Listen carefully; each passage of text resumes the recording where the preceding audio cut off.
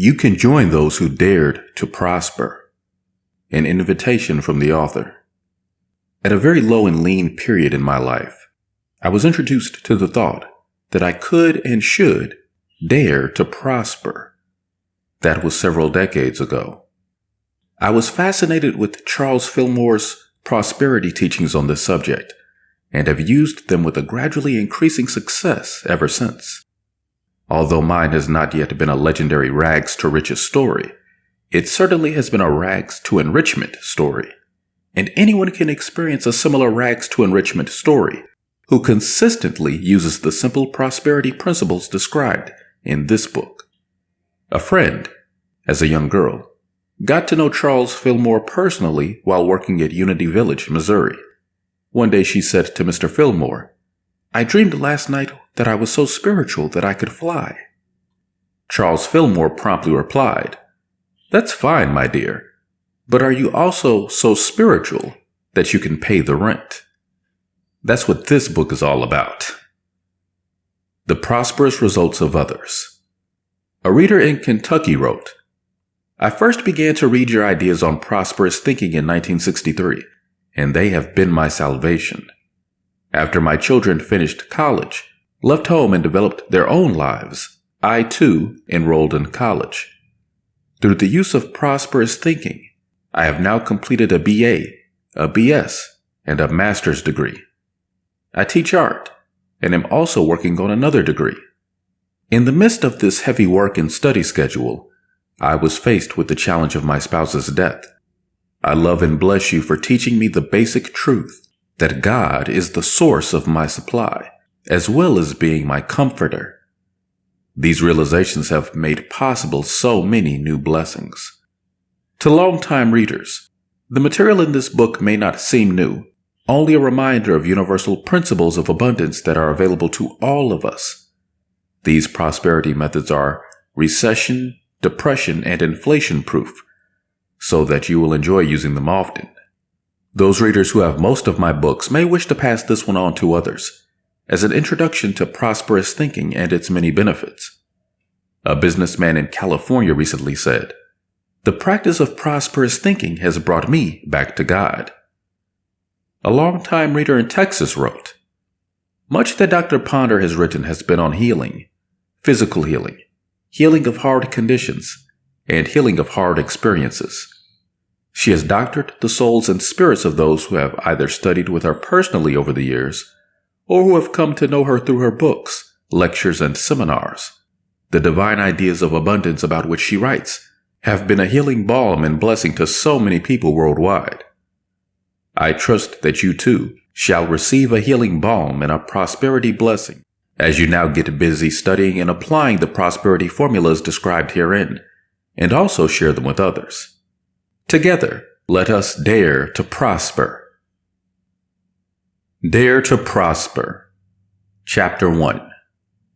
Prosperity comes not by chance, but in accordance with absolute law. Charles Fillmore has said, "The law of supply is a divine law. This means that it is a law of mind and must work through mind.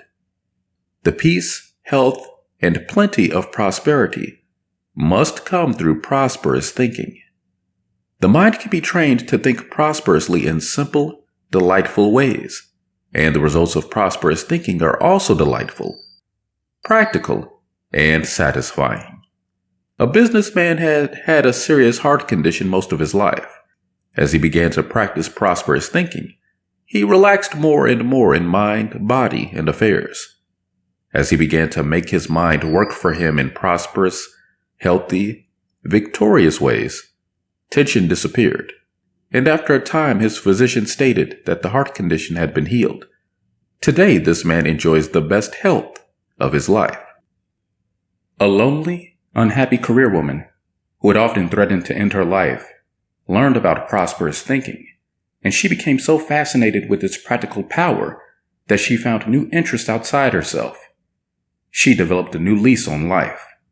The talks of suicide stopped, and today she is a transformed individual.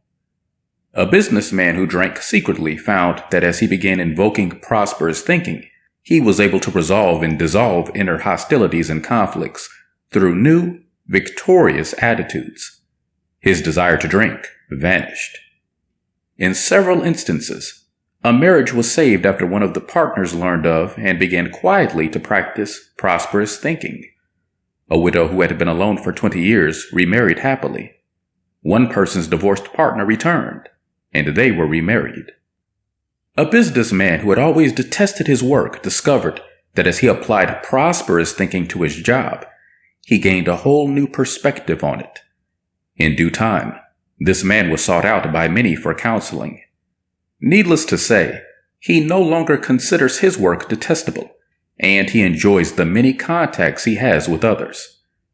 What were the simple but delightful steps these people and many others took to invoke prosperous thinking, thus producing peace, health, and plenty in their lives? The first step to prosperous thinking: creating a vacuum to receive. First, they got ready for the prosperity they desired by creating a vacuum to receive it. Nature abhors a vacuum and always rushes in with new substance to fill empty space, in mind, body, affairs, or relationships. You too can form a mental vacuum by cleaning out of your mind negative, limited, unforgiving thoughts. As Charles Fillmore has written in his book Prosperity, thoughts are things and occupy space in mind. We cannot have new or better ones in a place already crowded with old, weak, inefficient thoughts. A mental house cleaning is even more necessary than a material one. If you are not sure what attitudes or memories need to be released and dissolved, give yourself a universal treatment in release and forgiveness. Declare, I fully and freely forgive.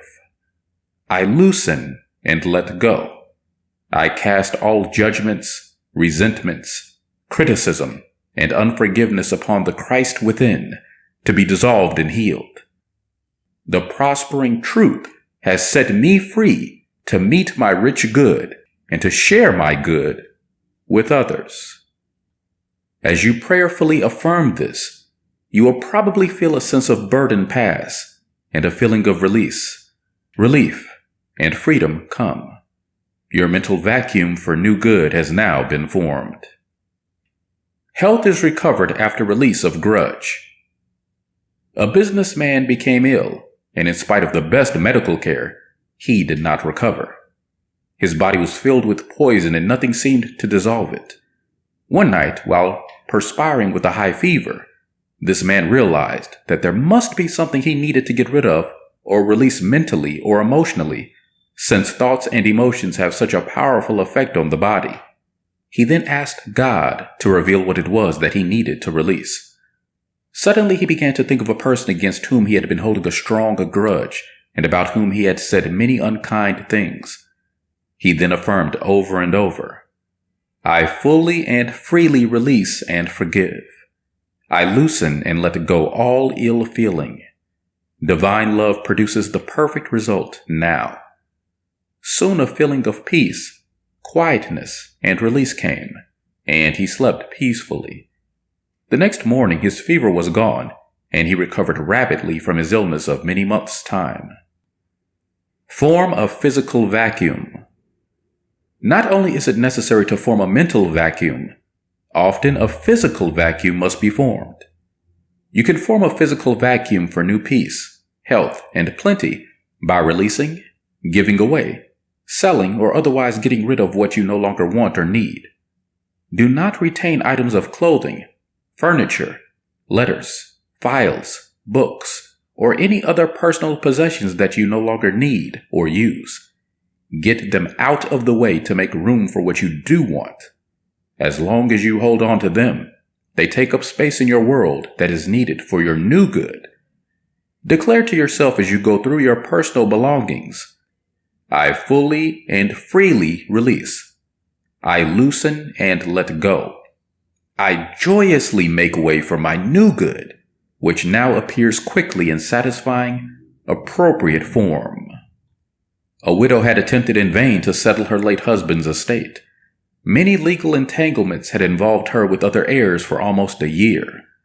When she learned about forming a vacuum, she began cleaning out closets and other areas of her husband's clothes and personal possessions. The estate was quickly and harmoniously settled. A widower, whose grief for his deceased wife had been intense for several years, found that as he freely and fully released her personal possessions, his grief lessened, and he was able to begin building a new life for himself. A husband had asked his wife for a divorce, and they were separated. Then she learned of the vacuum law of prosperity. After she sold or otherwise disposed of a great many personal possessions left over from a former marriage, her present husband returned, and they were happily reconciled. Let go of unpleasant relationships. Sometimes it's necessary to form a vacuum by letting go of unsatisfying relationships and old ways of living that no longer please or satisfy. A woman who had had great financial needs found that new ideas and methods of work opened up to her after she gave up several dissatisfying friends of the past with whom she was no longer congenial. If there is a question in your mind about this possibility, affirm, I now let go old ways of living, old, unsatisfactory methods of work, and dissatisfying relationships of the past. I am now open and receptive to my new and highest good. The second step to prosperous thinking: getting definite about prosperity. You are now ready to take the second step in prosperous thinking. Charles Fillmore described this step when he wrote, "Go into the silence daily at a stated time and concentrate on the substance of spirit prepared for you from the foundation of the world. This opens up a current of thought that will bring prosperity into your affairs. Daily become still and think about rich, unlimited substance of the universe that is everywhere present for you to form as prosperous ideas, which will produce prosperous results. Affirm, the rich substance of the universe instantly responds to my prosperous thinking. I am now rich in mind and manifestation." Write down your desires. At this point, begin definitely to mold substance. Do this by sitting quietly every day and writing down on paper what you feel you want to be, have, accomplish, and experience for the day, week, month, or year. Dare to be definite about prosperity. If you want prosperity to be definite and manifesting for you. People often hesitate to write down and think about what they really desire. They do not realize that the mind is the connecting link between man and the rich, but unformed substance of the universe. If you never think definitively or definitely about the prosperous results you desire, no mental contact is made with the rich substance of the universe. You must drift along in a stream of limitation and dissatisfaction. A businesswoman attended a lecture on prosperous thinking and learned of the power of writing down her desires. She hurried home and made a list of the prosperous results she strongly desired in her life. 4 days later, a large sum of money, to which she had long been legally entitled but had been unable to collect, came to her. Why settle for so little when you can have so much? The rich substance of the universe is yours to do with as you wish. Why settle for so little in life when you can have so much just by daring to be definite in your thinking? Another businesswoman, a widow, began writing out her true desires daily at the first of the new year.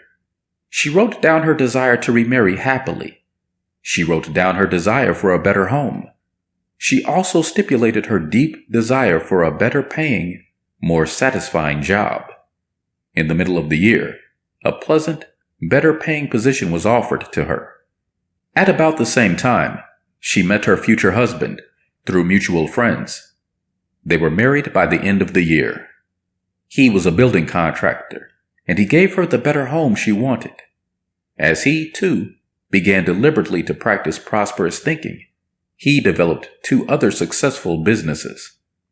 When you write down your desires for the day, week, or month, list what you really want, not what you think you should have, nor what somebody else thinks you should have.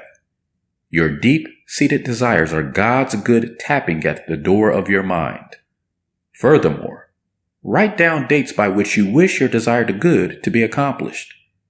You will be amazed at how the substance of heaven and earth will hasten to do your bidding when you give it definite desires and dates through which to work out good results. Business expands through definite thinking. A businessman had long desired larger and better business property for the expansion of his business. After learning of the power of prosperous thinking, he no longer hesitated to believe he could have the property. Instead, he wrote down his definite desires for it. Soon he learned of a desirable piece of business property, and upon investigation found that it was priced quite reasonably. Everyone involved, his lawyer, the realtor, and the seller, tried to assist him in every way. Even the local bank president seemed interested in helping him acquire the property. It was as though all the forces of heaven and earth willingly cooperated to work out the financial arrangements, and this man soon settled his business in the new location. As you get your desires down on paper, feel free to work and rework them, changing, revising, expanding, revisiting, and rearranging them as you wish from day to day. Make lists of what you do not want in your life and write down concerning them, "Be thou dissolved in the name of Jesus Christ." Make lists of what you do want and write down, "This or something better, Father, let thy highest good now manifest. Let the divine result now appear." By decreeing the divine result, you remain open and receptive to your highest good, which may appear in the form of greater good than you had humanly conceived in your own private desires. The third step to prosperous thinking: mentally picturing your good. You are now ready to take the third step in prosperous thinking. Begin at this point to image your desires as already fulfilled. Mentally live with the picture of fulfillment as you go about your day. Do not try to reason through your mental pictures of fulfillment or to understand how they are going to come about. Just dare to image the fulfilled result as best as you can, and then let the rich substance of the universe produce that imaged good in either usual or unusual ways. For your mental images, declare often, "This or something better, Father. Let thy highest good now manifest. Let the divine result now appear in the divine way." An alcoholic's healing through imaging. A businessman's wife seemed to be a hopeless alcoholic. She was high-tempered, irresponsible, and very difficult to live with. She and her husband were on the brink of divorce when he learned that mental images make the conditions of mind, body, affairs, and relationships. He persistently began imaging his wife as peaceful, harmonious, responsible, easy to live with, and healed of alcoholism. For months he daily dared to image her as whole in mind, body, affairs, and relationships. Gradually she became calmer, more peaceful, and harmonious. She then began taking more interest in herself, her husband, and life in general. I recently had lunch with this couple, and it was apparent that they are healthier, happier, and more prosperous than ever before.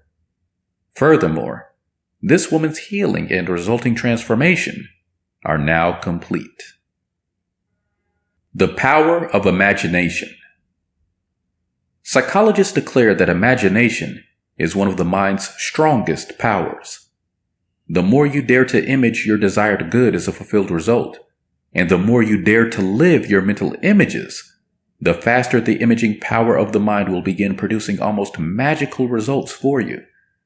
Your mental images make your conditions, but it is up to you to make your mental images of the good you desire. You should image only the highest and the best you can conceive, because Whatever you image yourself as doing, you can do. The Wheel of Fortune method is powerful, delightful, and helpful in developing the imaging power of the mind to produce prosperous results.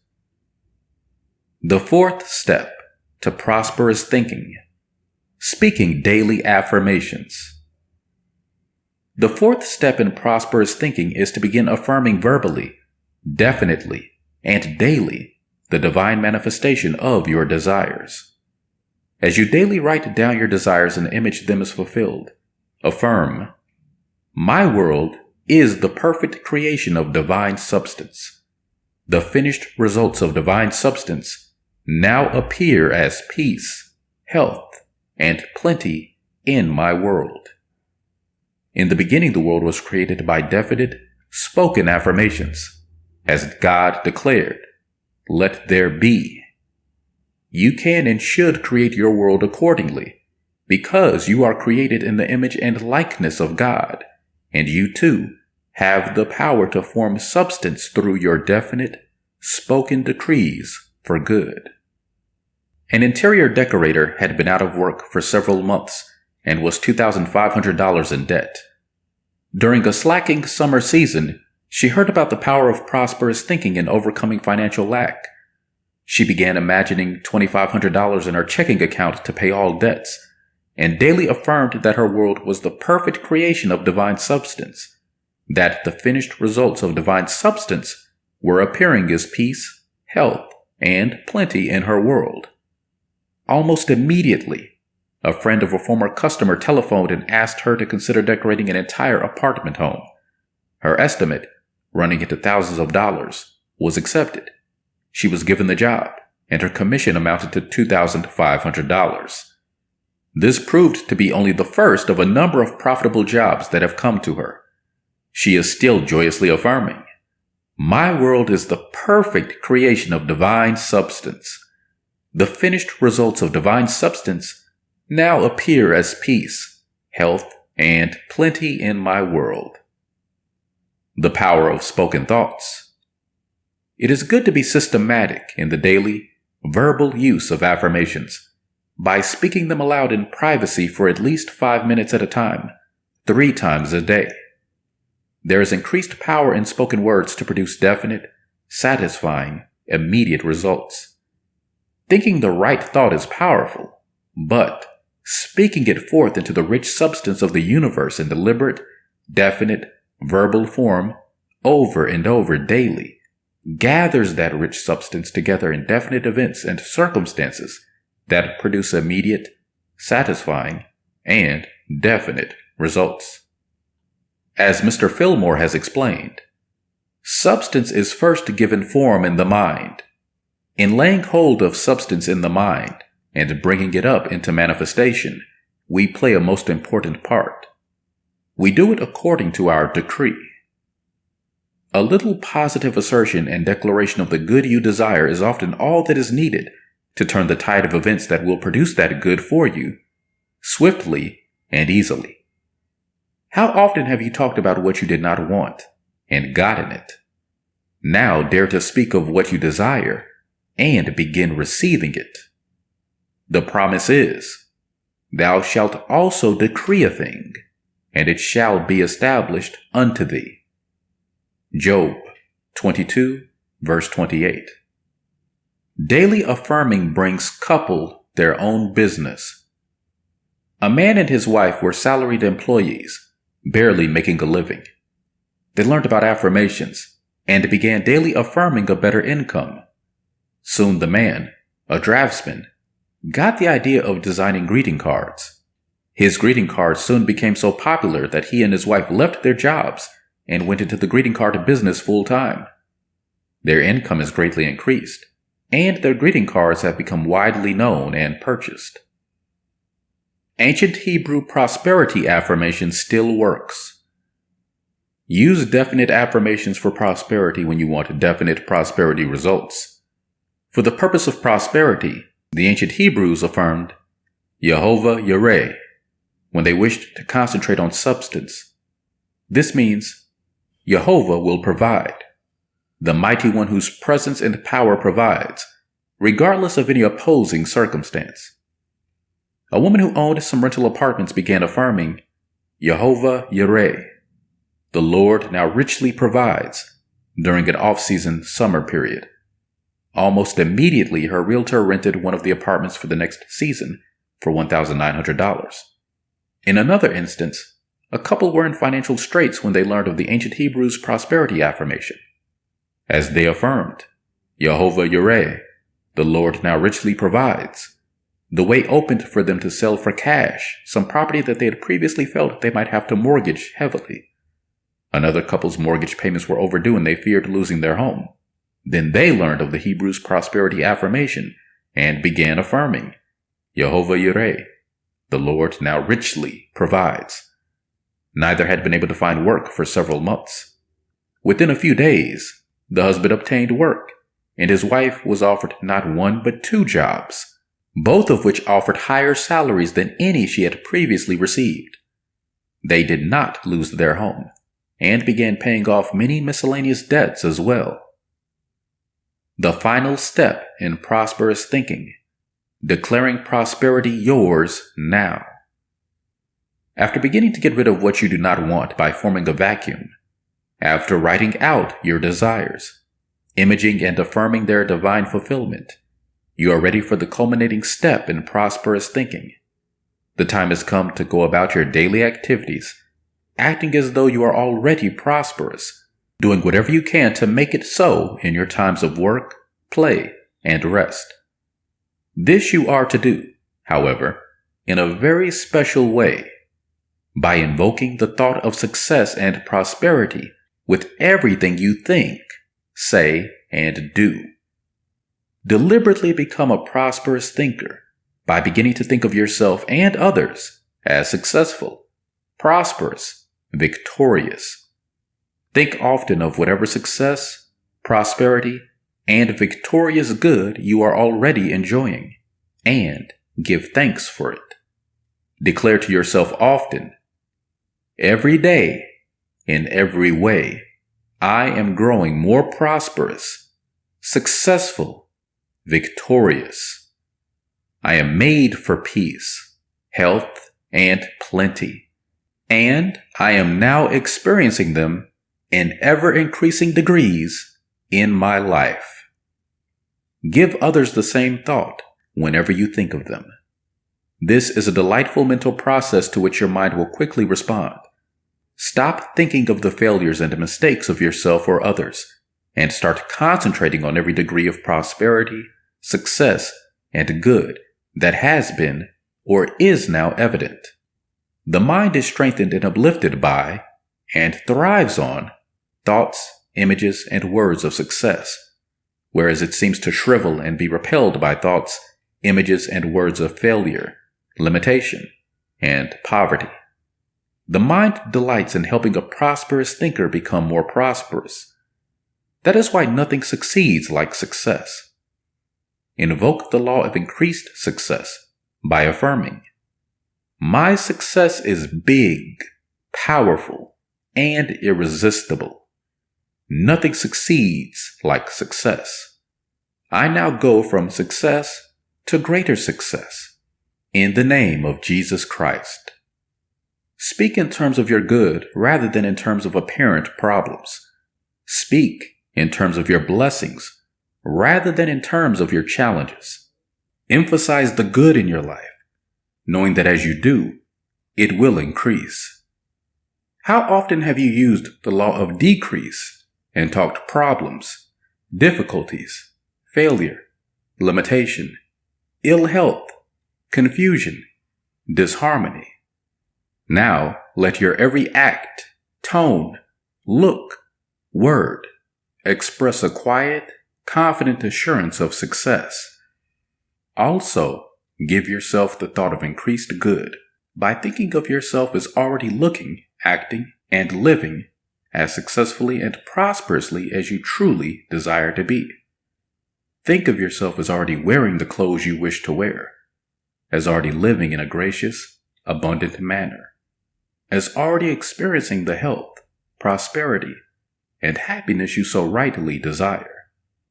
Then speak positively appreciatively of every degree of health, prosperity, and happiness you are already experiencing. This will help to multiply your good. Be persistent. There is just one other thing to remember. You must persist in doing these simple and delightful things step by step, day by day. Perhaps your mind has been steeped in thoughts, images, and words of failure, limitation, problems, and difficulties. If so, it may take a little while to clear your mind of the negative and to make way for positive results. It is important that you persevere. A successful writer once said something that has helped me persist past discouragement to success many times. Before success comes in any man's life, he is sure to meet with much temporary defeat and, perhaps, some failure. When defeat overtakes a man, the easiest and most logical thing to do is to quit. That is exactly what the majority of men do. More than 500 of the most successful men this country has ever known told the author their greatest success came just one step beyond the point at which defeat had overtaken them. So, if discouragement besets you and your deep longings seem in vain, just hang on to the thought. Nothing in the world can take the place of persistence and determination. With God's help, I now persist into my highest good. Persevere in this idea. Truly, the peace, health, and plenty of prosperity don't come by chance, but in accordance with the laws of prosperous thinking. You can invoke prosperous thinking for simple, practical, delightful results, as so many others have done. Substance, the key to prosperity. Chapter 2. A lady vacationed in Europe at the height of the Depression in the 1930s. When a friend inquired how she could do such a thing, she mystically replied, "Divine substance is the one and only reality. Therefore, I have plenty of everything now." The friend who heard this explanation began to study the subject of substance as the key to prosperity. She became a prosperous housewife and later a prosperity teacher to others. A reader of mine recently wrote, "I don't believe in recessions. I watched my mother become rich during the Depression of the 1930s when she dwelt upon the rich substance of the universe, instead of dwelling upon appearances of financial limitation. So instead of fretting about recession, depression, inflation, or the high cost of living, dwell on divine substance. When you dare to declare daily that divine substance is the one and only reality in your life and affairs, you are well on the way to solving your own ills as well as helping to solve the ills of mankind. As a friend in Texas has said, my greatest prosperity demonstrations have always come from using divine substance affirmations." The nature of substance. What is substance? The dictionary describes it as that which underlies all outward manifestations, real, unchanging essence, or nature of a thing. Jesus might have been referring to omnipresent substance when he spoke of the kingdom of heaven being at hand. Metaphysicians have described substance as mind essence or thought stuff. Fillmore said, "This inexhaustible mind substance is available at all times and in all places to those who have learned to lay hold of it in consciousness. The spiritual substance from which comes all visible wealth is never depleted. It is right with you all the time in response to your faith in it and your demands upon it. We are always molding inexhaustible mind substance through our mental concepts, whether we are aware of it or not. But often we mold tangible things, conditions, and experiences that we do not want by holding concepts of disease, disharmony, old age, and financial deficit.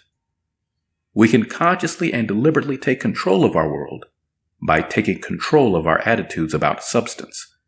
The truth about substance is that it is mind essence, which is present in all. through all, and around all.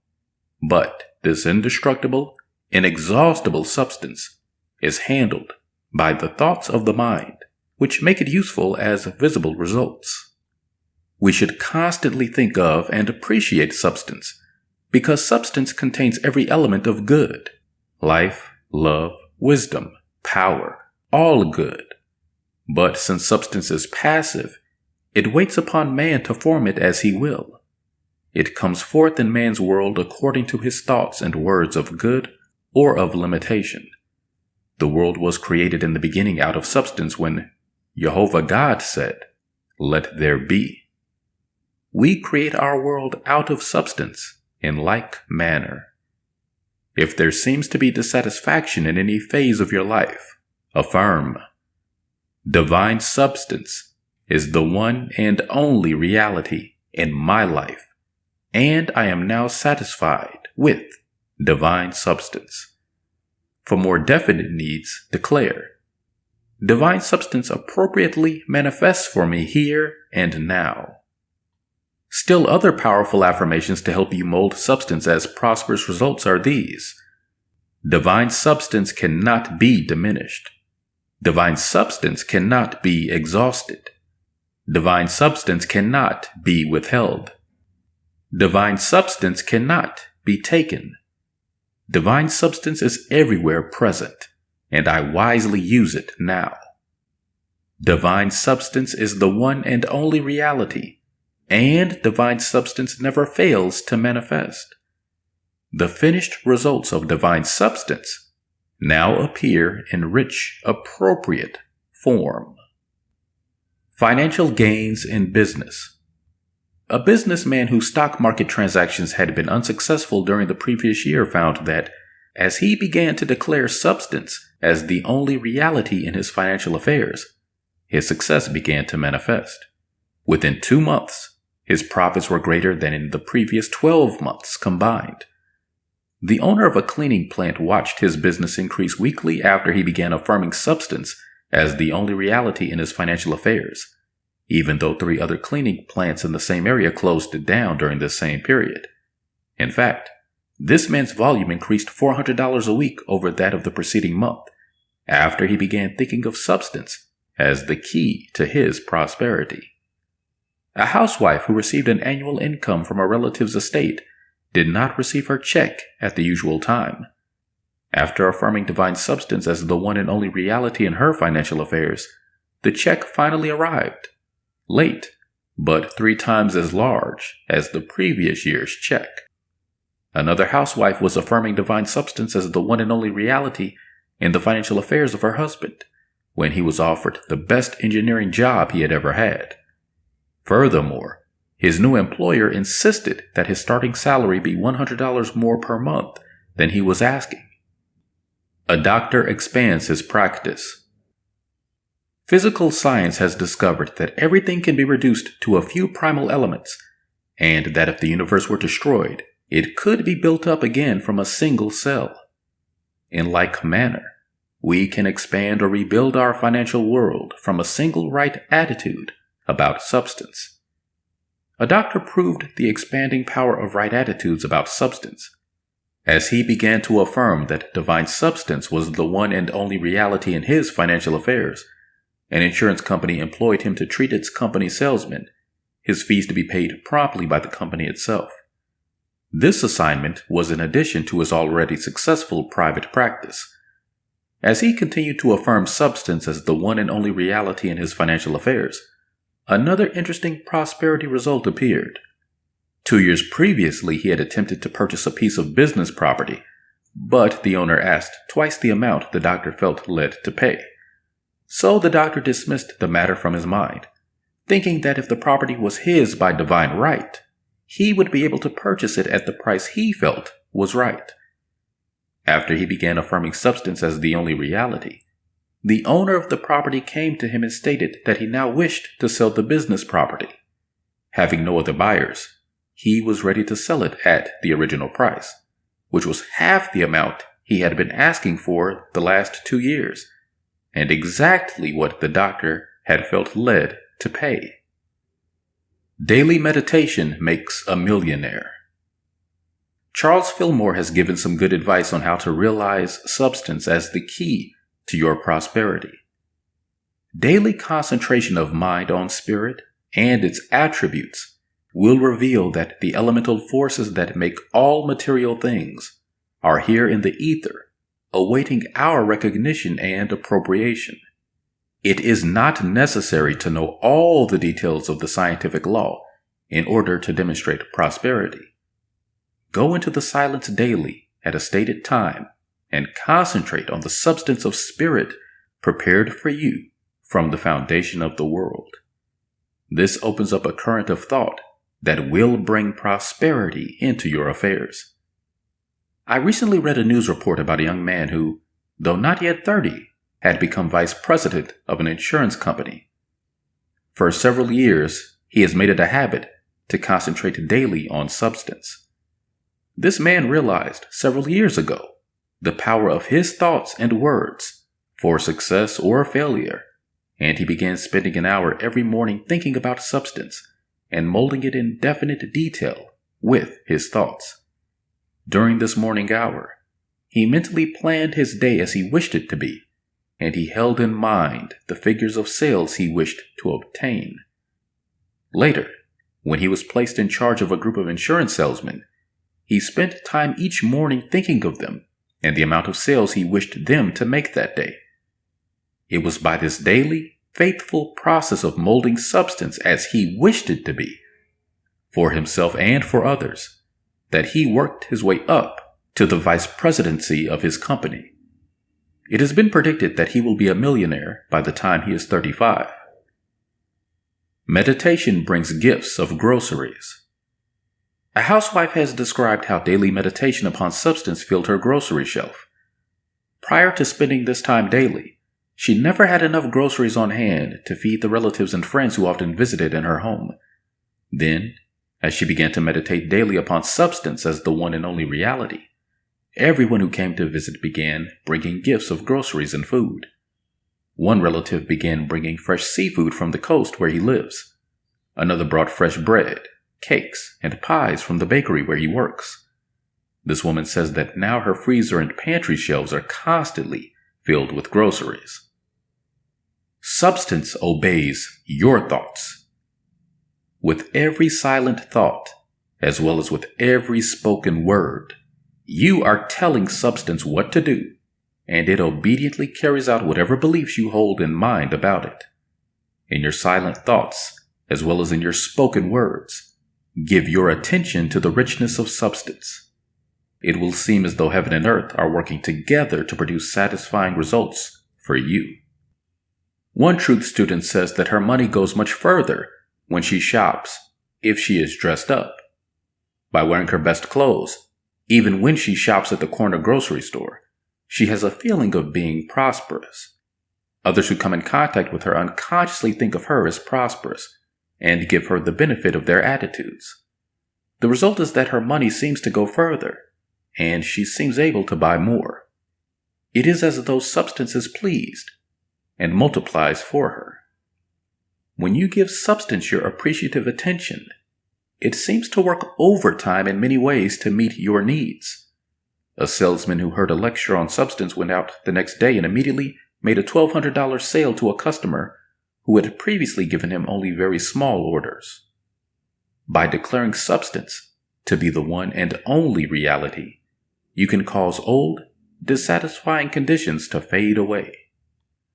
By declaring the satisfying reality of substance, you can cause your mind to be filled and strengthened with new ideas, and your body to be renewed with vitality, energy, and renewed health. By declaring substance as the only reality, you place yourself in a position to witness the riches of the universe as they flow to you on every hand, in whatever form is most appropriate at the moment. Lost friendship renewed. A merchant once had a customer whose friendship he apparently had lost.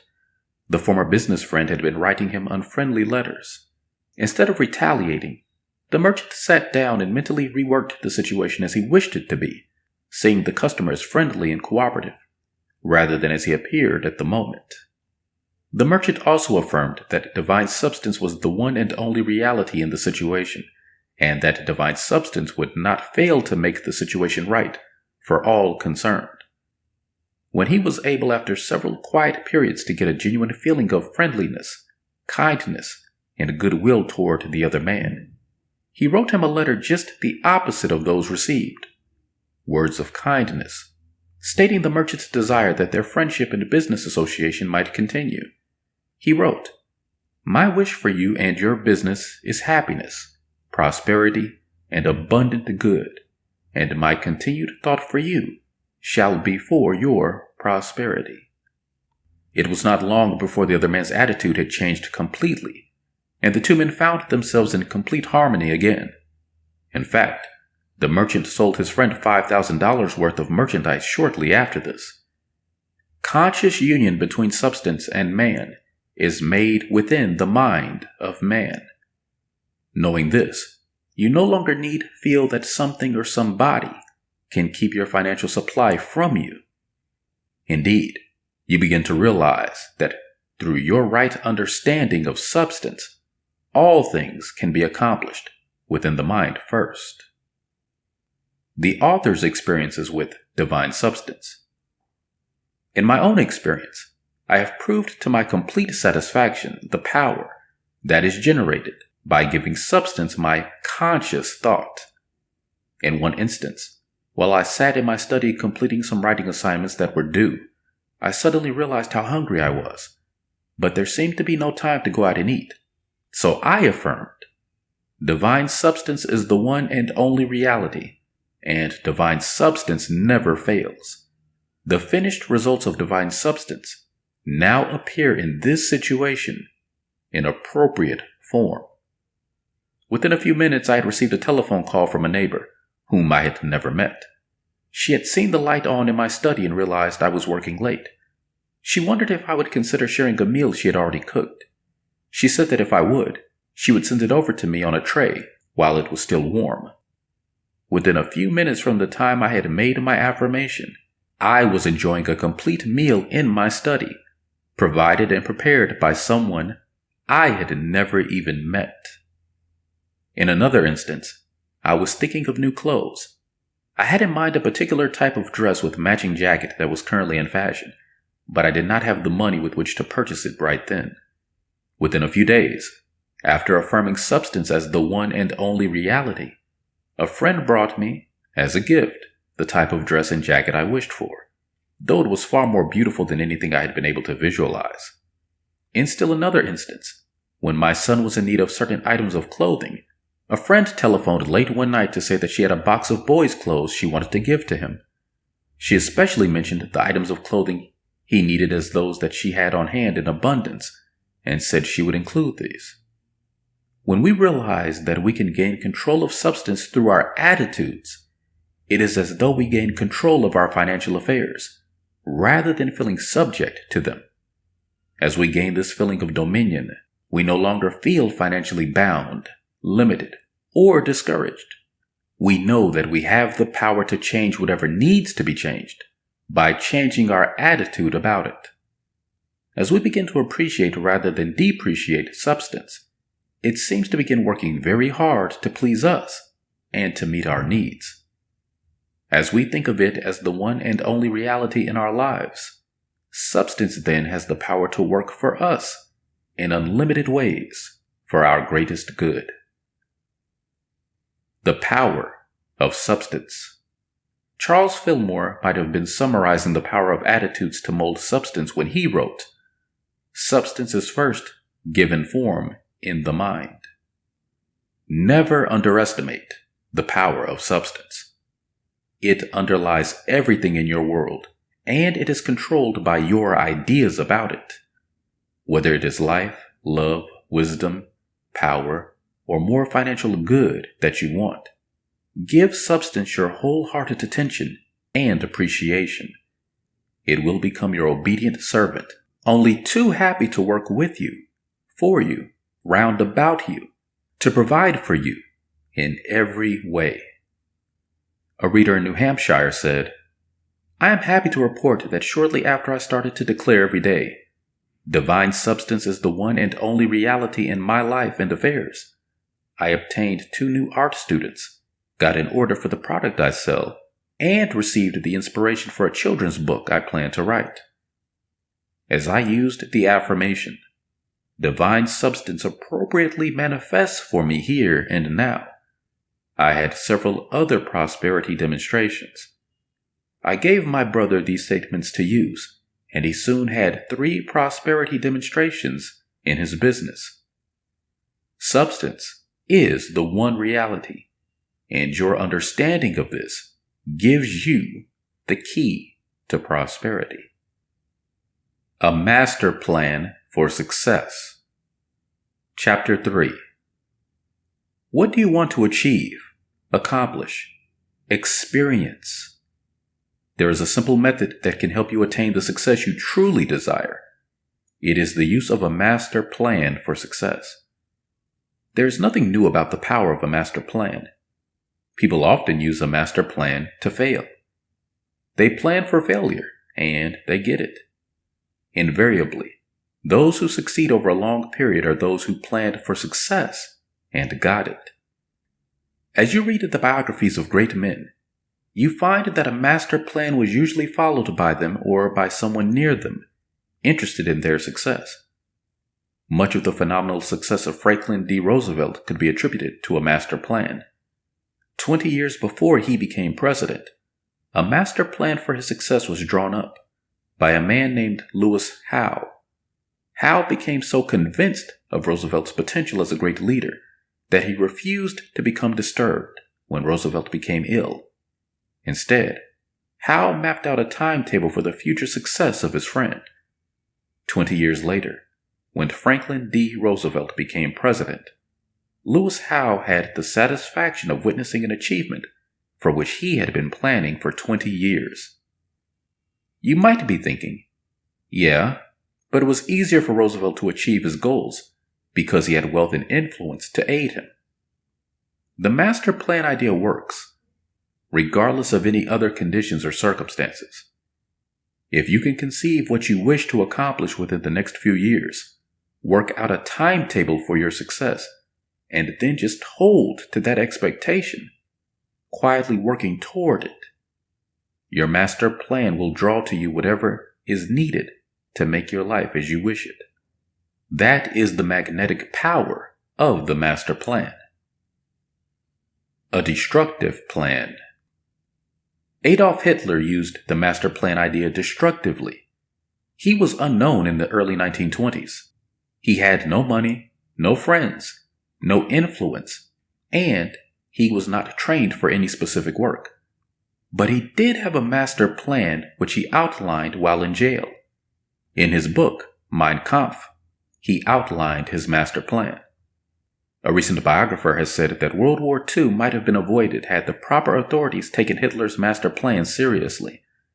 Because he was an unknown, with only a jail record and some fantastic ideas, few believed him. But his master plan worked anyway, to the destruction of millions of people. Churchill's successful master plan.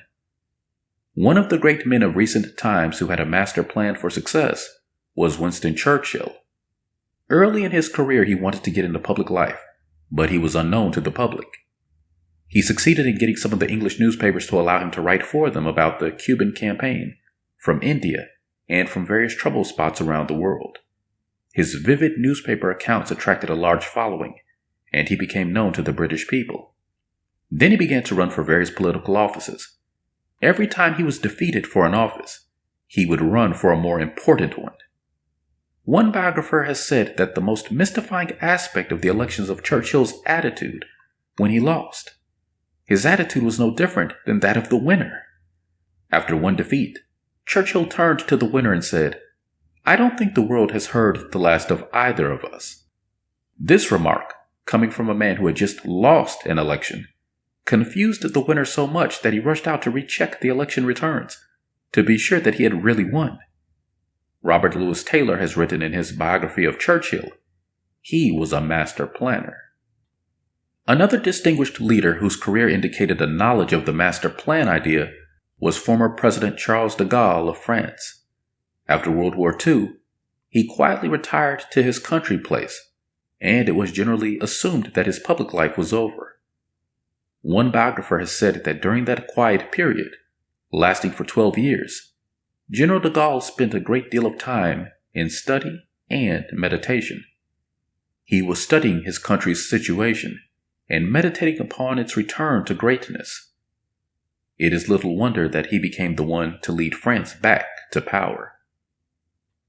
Joshua's plan leads to the promised land. There is nothing new about the master plan idea.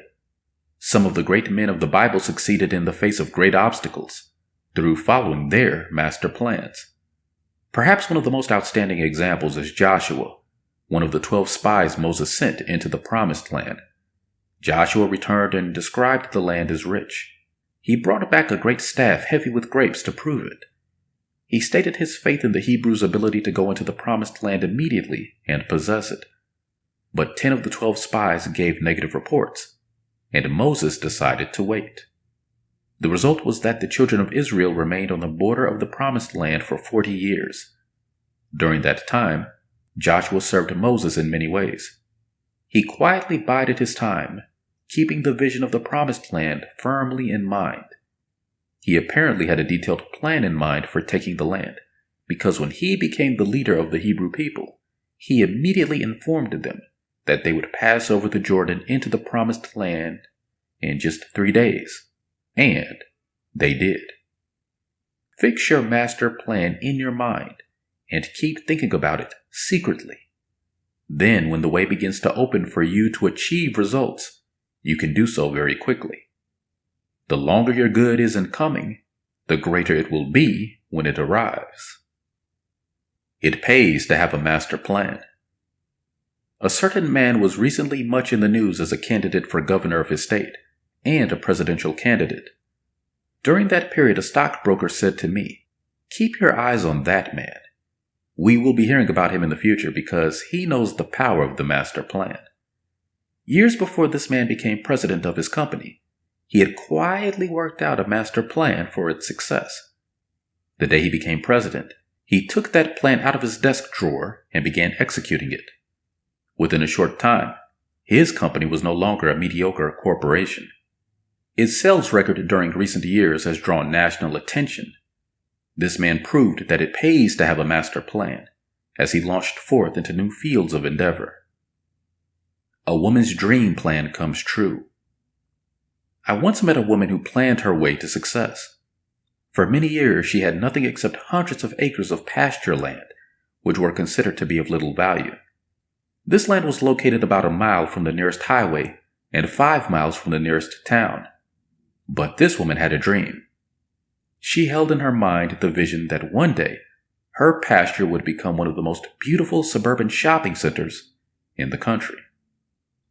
In a few years, the nearby military base was enlarged. A 4-lane highway was built, and it bordered on this woman's pasture. Immediately, realtors began making offers to purchase the land, but she did not want to sell it. She wanted to develop it. She refused all offers and held on to her dream, though for financial reasons it would have seemed wise to sell. Months went by, and then one day she noticed a contractor with his men and equipment working on property adjoining hers. She explained her dream to the contractor. He assured her that her dream could materialize and that he would help. He suggested formation of a corporation in which she would furnish the land, and he would furnish equipment and men, and do the contracting and building. He explained that he had a wealthy friend who would provide financial backing and become the necessary third party in the corporation. Today, the woman is president of that corporation, which owns a housing development, an apartment development, and a colonial-style shopping center, one of the most beautiful in the country. She had a plan, a vision. She dared to hold to her plan, and now she has all that she dared to envision and more. Don't compromise your plan. When you gain the vision of your master plan, refuse all offers of compromise or halfway success. quietly wait for the right situation to present itself before putting your plan into action. If you compromise once, you will have to keep on compromising, and the result will not be one of satisfying success. Also, keep quiet about your master plan. Don't try to get somebody else's approval of it. Don't try to convince anyone else that you're right. The doubts of others can dissipate your dream. If you keep quiet about your dreams and keep believing in them, the same power that gave you those dreams will give you the opportunities and all that is necessary for making them come true, at the right time, under the right circumstances. A businessman had been in financial difficulties for a while. He heard about the master plan idea, and he devised a master plan for his business that covered a 5-year period. For many months, he worked on this master plan, but nothing happened. Finally, through conversation with a friend who had introduced him to the master plan idea, he realized why this plan was not working. He was trying to convince his wife and his mother-in-law that at last he was going to become a success. They kept doubting this, and their critical attitudes were neutralizing everything he was trying to do. As a result of that, he saw it was not necessary for him to convince them of his planned success. Instead, as he quietly invoked his master plan, saying nothing, the successful results did their own convincing. A friend who has become financially independent through his stock market transactions in recent years states that one of the reasons for his success is that he never discusses his business affairs with anyone. He affirms guidance in his financial affairs, quietly follows whatever leads come, and says nothing. Early in the course of his transactions, he lost $20,000. If he had mentioned it to his family, they would have urged him not to invest anything more, and they would have missed out on the fortune he has since made on the stock market. In quietness and in confidence shall be your strength. Isaiah 30, verse 15. A Pulitzer Prize winner once gave this worthwhile advice. When you have laid out a course of action for yourself, calculate the risks ahead, and then go through with your course of action no matter what is going on. Don't get flustered, and don't be panicky. The man who stops to take counsel of his fears is the man who is lost. Safety and success lie ahead, and nowhere else. No one ever reaches them if he stops to worry about the unseen. Impossible dream comes true. A lawyer began invoking the master plan idea early in his career. He and his father shared 2 small law offices with their secretaries. These offices were located in an old building on the town square, around much noise. One day the son dictated to his secretary a master plan for the firm's growth during the next 5 years. He stated in detail his desires for the firm. He wanted to expand from a 2-man law firm to a 5-man or 6-man firm, which would include a trial lawyer, a tax specialist, and a junior member to handle much of the detail work. He wanted each lawyer to have his own secretary, with the principal secretary who would be in charge of the others. He desired new, comfortable, air-conditioned offices. He set down the increase in income he desired for the firm, year by year, over the 5-year period. At the time he dictated all these expectations, it seemed an impossible dream. In the following months, he often reviewed his master plan. Soon a 3rd man, talented as a trial lawyer, came into the firm. A whole floor of new offices was offered to the firm in a bank building. These new offices included a conference room and a kitchen, in addition to ample space for each attorney and secretary. A 4th lawyer who had just finished law school was employed. He became the junior member and relieved the other lawyers of many detailed assignments. The income of the firm mounted. Later, a tax specialist joined the firm. Today, that law firm is one of the most prominent in the state. The man who devised and invoked the master plan for its success recently served as president of an international service organization. Such is the power of the master plan. Not only does it work in ways that we can foresee and plan for, it also provides us with blessings beyond what we can envision. Make your master plan definite. Success comes when you move unerringly forward, rejecting all that tends to distract you from your master plan. You are well equipped to live life fully and to master life in its every phase, if you dare to work out a master plan of your desires in as much detail as possible for the next few years, and then dwell quietly upon it.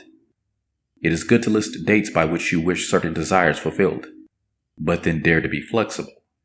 When we become definite and positive in our thinking, even as regards the time element, it is as though we tap a special power in the universe, which rushes forth to arrange events, causing our stipulated results to appear by the specified dates. Often we let our desired goods slip by us because we do not list our desires and the dates by which we wish them to appear as visible, satisfying results in our lives. I once met a young man who was already on the way to becoming a millionaire. He stated that his success began at the age of 18 when he dared to work out a 12-year plan for his success. He wanted to be financially independent by the age of 30. After working out his master plan, it not only began to work, but gained momentum, so that his desires had been completely fulfilled several years before his 30th birthday. Never underestimate the power of the master plan. It is scientific, it is practical, it is businesslike, and it works. Even though your master plan may not produce immediate results, if you will develop it and keep thinking about it, you will feed it with your mind power and with your faith. Eventually, all obstacles will be dissolved, and you will enter your promised land. Be prepared to accept your abundance. Here is a final point to remember. Success has a way of coming in a hurry after you have endured a long haul of plodding along slowly. As you quietly persist toward your goal, prepare yourself for quick, exciting, success-filled results.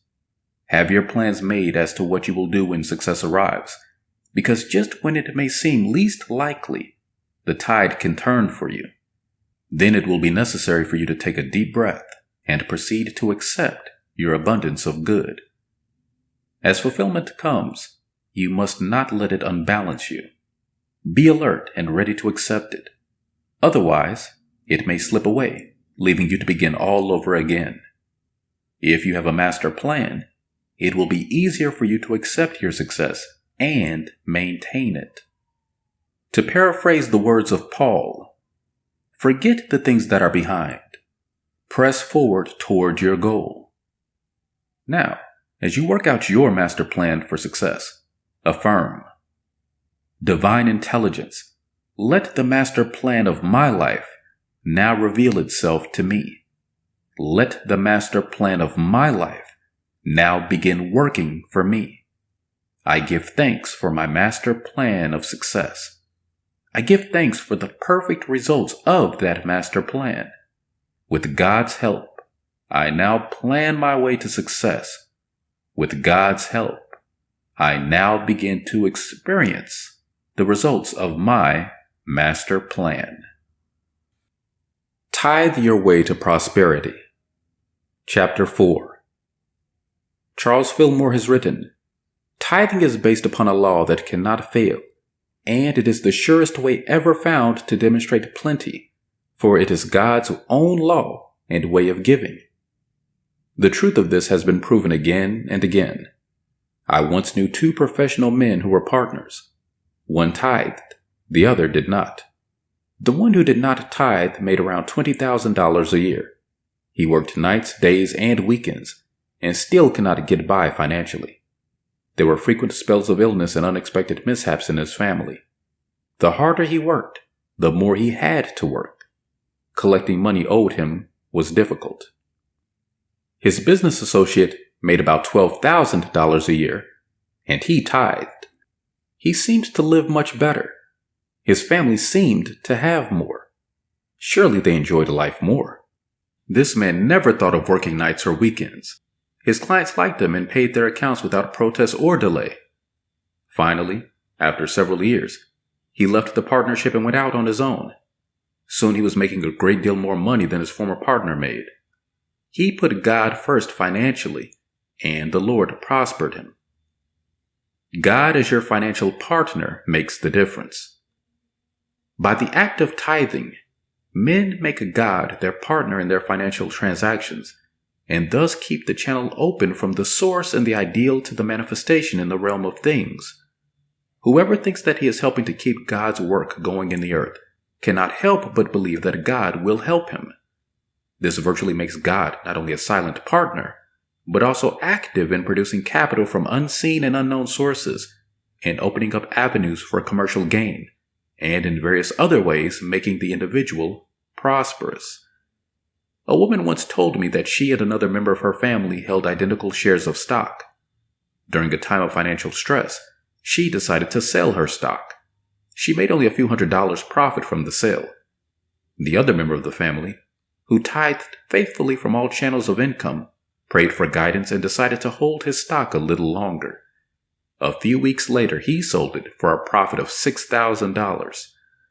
This woman realized that if she too had faith in the tithing law of prosperity, expecting it to prosper and protect her, guidance would have come, meeting her financial need in some other way, so that she would have also made a $6,000 profit instead of only a few $100s. Needless to say, she is now a consistent tither of all her income. The best investment you can make. L.E. Meyer says in As You Tithe, So You Prosper, that we make things at least 10 times easier when we honor the Lord with our tithe. That in tithing we substitute faith in God's supply for fear that we shall come to want, and that tithing is a law of financial liberty. He wrote, The story of tithing, both ancient and modern, declares it to be the best investment we can make. It does more good than the most generous giving that is done only on the impulse of the moment. And we can see why. Just as it is necessary to breathe out in regular intervals in order to receive fresh air into the lungs, so it is necessary to give regularly if we wish to receive regularly. From a business standpoint, we prefer a definite, systematic, regular income to an occasional, undetermined inflow of money, which may or may not be financially sufficient. Whatsoever a man soweth, that shall he also reap. If we do not sow, we do not reap. In loosening the purse strings, we loosen many other things that have bound us, so that we are free from the unhappy, unnecessary, unwanted experiences of life. I know from my own experience how much healthier I have been since I began tithing several decades ago. Whenever I hear of loss, theft, accident, illness, and the high emotional and financial costs that usually accompany these experiences, I cannot help thinking, it's too bad those people do not tithe. They would no doubt be protected from such negative and unhappy experiences. Jacob's Success Covenant. Truly, the Bible gives us the promise of prosperity and protection when we tithe. The first instance of tithing is found in the life of Abram, who tithed 1/10 of all to the priest Melchizedek, and the 10th must have been a considerable amount, because Abram was described as very rich in cattle, in silver, and in gold. Genesis 13, verse 2. Abram apparently passed along his belief in the prosperity law of tithing because his grandson Jacob knew of its power. After Jacob left his father's house and went forth to seek his fortune in a new land, he made a prosperity covenant with the Lord. If God will be with me, and will keep me in this way that I go, and will give me bread to eat, and raiment to put on, so that I come again to my father's house in peace, and Jehovah will be my God. Of all that thou shalt give me, I will surely give the 10th unto thee. Genesis 28, verses 20 through 22. In this passage, Jacob clearly indicated that he expected his practice of tithing to protect and prosper him, as well as to reestablish harmony between himself and his family.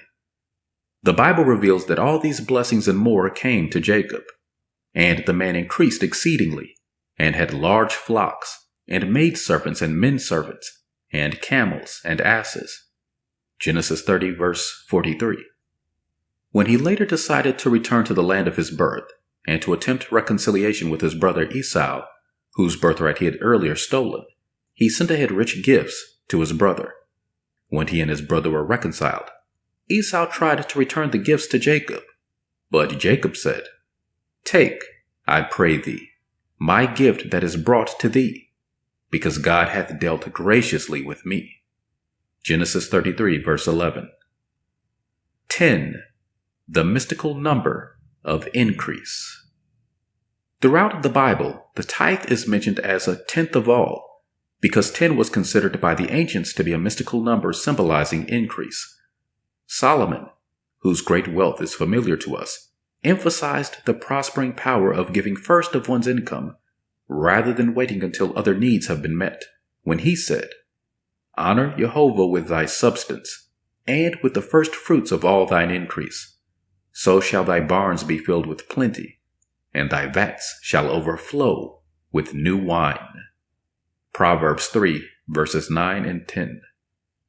As long as the Hebrews tithed and honored the Lord with a tenth of all their income, they were prospered. However, it was pointed out during the restoration period by the prophet Malachi that because they were no longer tithing, they had fallen into hard times. During this period, corruption was prevalent in every form. The Hebrews were intermarrying with other groups who did not worship Jehovah. There was a high divorce rate. Deceit, robbery, and all types of violence prevailed. Malachi pointed out that better times would again come if the people would again put God first financially.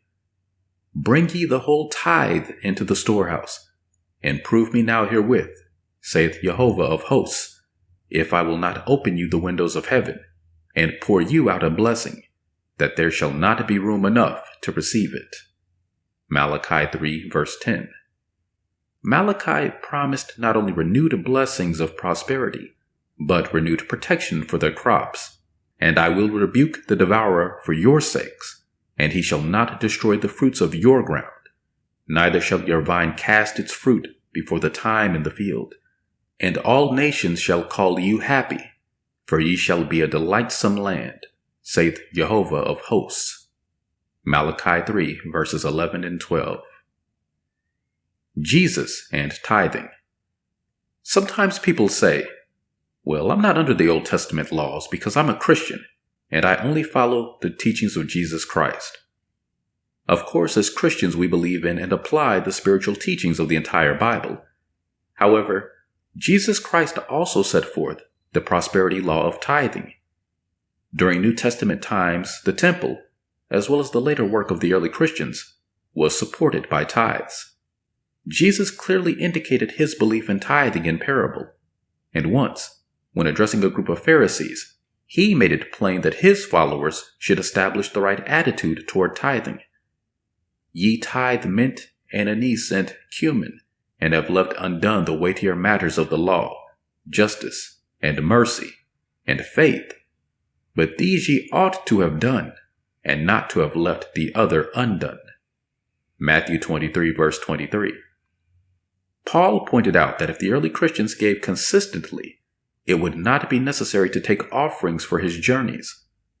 "Upon the first day of the week, let each one of you lay by him in store, as he may prosper, that no collections be made when I come." 1 Corinthians 16, verse 2. The prosperity of any individual, nation, or organization that tithes rests on a firm foundation. Jesus might have been summarizing the power of the prosperity law of tithing when he advised, "Give, and it shall be given unto you. Good measure, pressed down, shaken together, running over, shall they give into your bosom. For with what measure ye meet, it shall be measured to you again." Luke 6, verse 38. Now is the time to tithe. Whatever your financial condition of the moment, even if, like the children of Israel, you are in a financial wilderness or a state of financial dissatisfaction, you can be prosperous.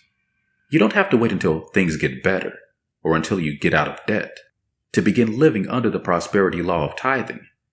Right now, you should begin bringing divine order into your affairs by honoring God with a tenth of all income as soon as you receive it. You can be assured that, like the children of Israel, you will be led into the promised land of greater prosperity. A reader from Ohio reported, "It's a mystery to me how it is possible for me to tithe 10% gross of all the money I receive when I am on welfare. Yet since I have done this faithfully, I have had everything I needed. As I continue to put God first financially, I expect to be guided to satisfactory work so that I no longer have to depend upon welfare payments." A businessman from New York wrote, "I started a savings account 10 years ago. On paydays, I would put money in. Within 2 weeks, I would find myself having to take it out. Since I have been tithing, I haven't had to touch my savings account, except to put in more money. I am now able to pay my bills, buy food for my family, and still have enough left over for other expenses. Thanks to tithing, I expect this to be our best year ever." The many benefits of tithing. If you are already prosperous and successful, you can be assured that you shall remain so as long as you put God first financially. If the time ever comes when you feel that your tithe is too much, or that you can no longer afford to give so much, simply put such thoughts out of your mind. If you stop tithing, you may find yourself back in a financial wilderness, with your income greatly diminished. This can be avoided by continuing to give a tenth of all, regardless of the amount. Indeed, if your tithe becomes large, praise and give thanks that you have so much to give. He who practices tithing will have more to give than he thought possible before. A reader from Michigan wrote, "My Success Covenant tithe includes a tithe from my last Social Security check. I have never saved money this way in my whole life. Neither have I given a like amount to any church, nor have I ever tithed before. What amazes me is how easily the money accumulates, and that I don't even miss what I gave away. Furthermore, I find myself giving gladly and gratefully. My life is really changing since I have begun this prayer and giving method. The skin condition I suffered from for 5 years is now healed, and I feel happier and more fulfilled than at any time in my long life." A Californian reported, "I made my first tithing success covenant the first of last year. I started with a goal a little higher than I would normally achieve. After 1 week of fantastic business, I increased the amount I wanted to receive for the month of January, promising in my covenant to tithe 10% of everything I received to God's work, or to whomever or wherever I gained the spiritual insight and help I was trying to attain. Then I really worked to keep the old negative patterns of lack and limitation out of my mind. The results? I made almost as much money in the month as I had made during the entire previous year. But even more important than that, I am learning how to have a prosperous consciousness rather than a pattern of lack and limitation. What a difference that makes." One of the greatest fears of many wealthy people is the fear of losing their money. I once knew a millionaire in the construction business who literally worried himself into ill health, according to his doctors, though to all appearances he had nothing to worry about. It took me only a few minutes in conversing with him to discover that his greatest concern was about losing his money. Since the prosperity law of tithing promises protection in every way, no such fear need assail those who tithe. Make your own success covenant. No matter where you are on the ladder of success, why not follow the example of Jacob, who made a definite prosperity covenant with the Lord? You might even paraphrase his words in writing out your own covenant or agreement with the Lord. Knowing that God will be with me and will help me attain the success and prosperity that I know are mine by divine right, the perfect supply of food, clothing, housing, and property that are divinely mine, so that my life may be fruitful and satisfying, and so that harmony, peace, good health, and prosperity shall reign supreme. For all these blessings and for all other blessings with which I am and shall be divinely endowed, I will begin immediately to give a tenth of all my income to God's work.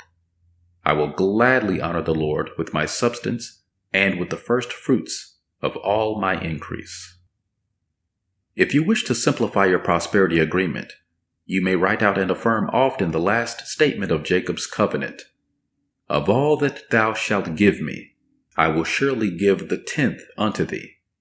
Genesis 28, verse 22. Or you can use the words of Solomon.